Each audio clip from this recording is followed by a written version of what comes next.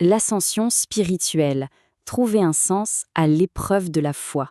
Aujourd'hui, on plonge au cœur d'un texte ancien, mais qui résonne incroyablement bien avec notre époque, surtout pour toute jeune âme en quête de repères, qui se demande parfois pourquoi la vie semble si rude. Ce cheminement, c'est un peu un guide. Alors, prenons une grande inspiration, laissons le bruit du monde de côté et entamons cette ascension ensemble. Alif, Lam, Mim. Le texte s'ouvre tout simplement sur ces 3 lettres. C'est fascinant parce que, c'est un mystère. Ça installe tout de suite une atmosphère de méditation profonde. Ça nous rappelle, en toute humilité, qu'il y a des choses qui nous dépassent totalement, des concepts que notre esprit ne peut pas capter immédiatement.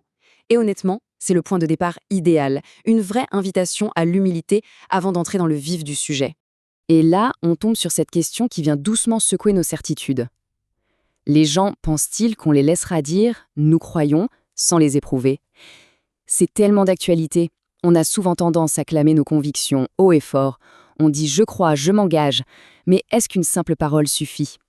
Une vraie conviction, pour qu'elle ait un poids réel, elle doit forcément se frotter à la réalité. L'épreuve, ce n'est pas un accident de parcours, c'est la suite complètement logique. Dans un monde rempli de grands discours et d'incertitudes, il est vraiment temps de redéfinir la foi. La foi, c'est pas un concept nuageux ou un mot rassurant lancé en l'air. C'est un engagement purement actif. C'est la patience et l'endurance mises en pratique face aux tempêtes inévitables. C'est exactement ce pilier intérieur qui nous empêche de sombrer pendant nos crises existentielles. Ce qui nous amène à notre première grande étape, la nécessité de l'épreuve, ou comment comprendre pourquoi les difficultés servent de filtre profond pour la vérité. On est tous humains, et c'est normal de percevoir les moments durs comme des injustices. Pourtant, si on regarde bien l'histoire, ceux qui nous ont précédés ont tous, sans exception, traversé des épreuves. Pourquoi ? Tout simplement pour séparer ceux qui disent la vérité des menteurs. L'adversité, c'est littéralement un filtre. Ça révèle la nature authentique de nos engagements. Ça sépare sans aucune ambiguïté ceux qui incarnent vraiment leur vérité de ceux qui se racontent des histoires. Et face à ce tri hyper rigoureux, il y a une autre pensée qui surgit, surtout quand on observe les injustices de notre monde. Ceux qui font du mal, ceux qui écrasent les autres, pensent-ils vraiment pouvoir y échapper indéfiniment? Le texte est sans appel, comme leur jugement est mauvais. C'est une vraie réassurance. L'univers a un équilibre profond, et la justice ultime, elle est inévitable. Chaque action laisse forcément une trace. Mais attention, pour l'âme fatiguée par le chemin, voici une immense source de réconfort.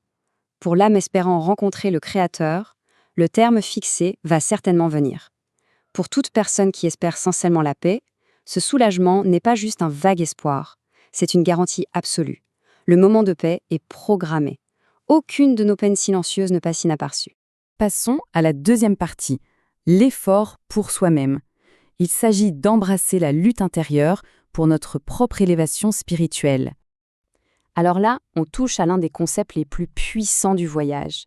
Et quiconque lutte ne lutte que pour lui-même, car le Créateur peut se passer de tout l'univers. Quand on fait cet effort intérieur immense pour rester patient dans la tempête, on le fait uniquement pour soi. L'univers n'a pas besoin de nos sacrifices pour tourner. C'est notre propre dignité, notre propre sérénité qui l'exige. Ça remet vraiment tout le pouvoir entre nos mains. C'est comme une carte, une vraie progression logique de notre ascension. D'abord, on a l'étape 1, la déclaration. Nous croyons. Ensuite, la vie amène l'étape 2, l'épreuve, où l'on doit pratiquer la patience. L'étape 3, c'est l'effort, cette fameuse lutte intérieure. Et tout en haut, l'étape 4, la récompense, une paix spirituelle profonde. Chaque marche est indispensable pour s'élever. Ce qui nous mène naturellement à notre dernière section, la promesse de paix. Comment atteindre la récompense ultime grâce à la persévérance dans les bonnes actions? Parce que oui, le texte pose une condition extrêmement claire pour atteindre cette paix. Il parle de ceux qui croient et accomplissent les bonnes œuvres. Garder ses convictions bien au chaud dans sa tête, ça ne suffit pas. La foi, ça demande du concret. Ça exige des actions positives, réelles, palpables. C'est ce mariage parfait entre l'intérieur et l'extérieur qui mène au véritable épanouissement. Et regardez la grâce incroyable qui en découle. D'un côté, un effacement complet des mauvaises actions. Les erreurs du passé sont balayées. Et de l'autre, on est récompensé selon le meilleur absolu de nos actions. Pas sur une moyenne un peu tiède, non, sur nos plus beaux moments, nos plus grandes bontés.